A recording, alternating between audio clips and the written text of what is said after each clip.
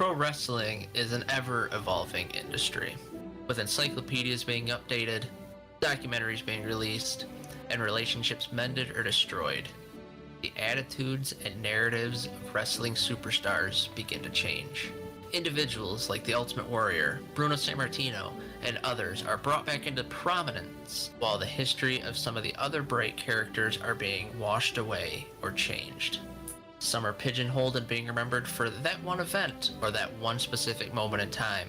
Others become as insignificant as a crossword answer. My job as PWP's resident historian is to remind you of the impact that these individuals and teams left on the industry. This is PW Profiles.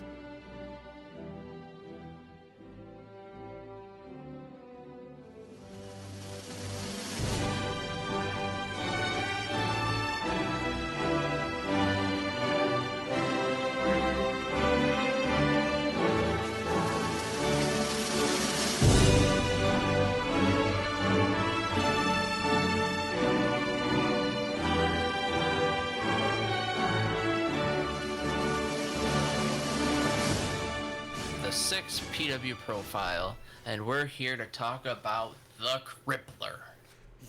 Logan. We just did a whole podcast series about the Canadian Crippler. No, not the Canadian Crippler. Oh, hello. The Blonde Bomber, the Crippler. Ray Stevens. Now, when you first Google or Wikipedia this guy's name, he's not going to be the first picture that comes up. Christian / country / comedy singer Ray Stevens comes up. Which, I think that's a shame. Because Ray Stevens is one of the more underrated professional wrestlers in the history of the industry. He traveled through California, the AWA, the NWA, and even had a brief cup of coffee in the WWF, performing as both singles and tag team champion. Stevens had one of the more devastating finishing moves of the time, which is where the Blonde Bomber / Crippler came from. It was his bombs away knee drop. It would be a diving knee drop from the top rope down to his opponent's throat. He also would use the pile driver, which in the early days of wrestling was seen as a crippling move. So Ray Stevens was, for lack of a better term, a badass. The Crippler. He was an AWA US champion 7 times, 4 times AWA Tag Team Champion, with 3 of those with Bockwinkel, 1 of those with Pat Patterson.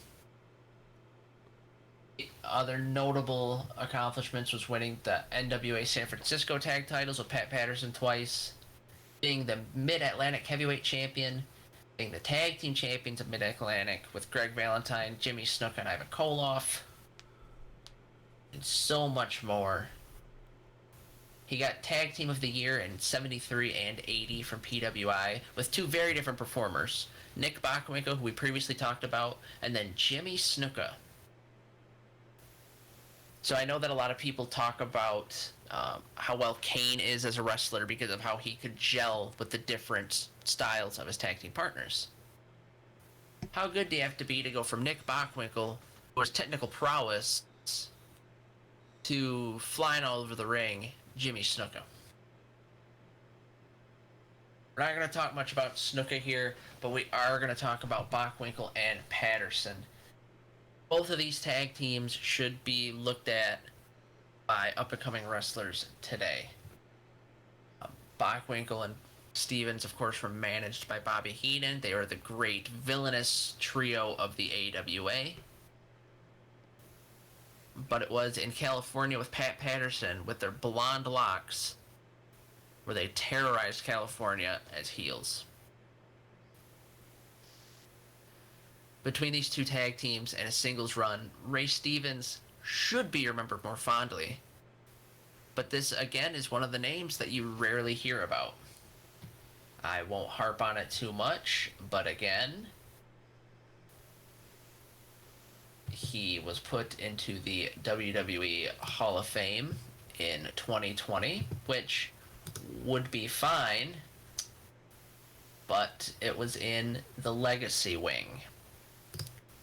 Now, don't get me wrong, in some sports, having a wing for older wrestlers that maybe some of the current fans didn't see, or for someone who didn't get in the Hall of Fame for many years, that's okay. But Ray Stevens wrestled in the AWA, the NWA, and the 80s WWF. So you're telling me that they couldn't put clips of his out or make a section for him on the network or on YouTube? Nope, that's too much work, Logan. Yeah. Why would a billion-dollar company waste resources on that? Yeah.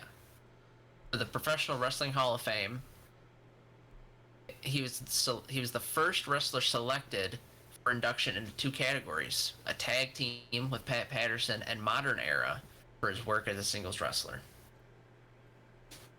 Besides his jumping around NWA, California, and AWA, he ended up, like I said, in the WWF. Challenged Pedro Morales. He's managed by Freddie Blassie, and he and Lou Albano at one point turned on Jimmy Snuka. And he also did a little bit of color commentary with Vince McMahon in the early 80s. I mentioned before with Nick Bockwinkel, the Legends Battle Royal. Ray Stevens was included in this.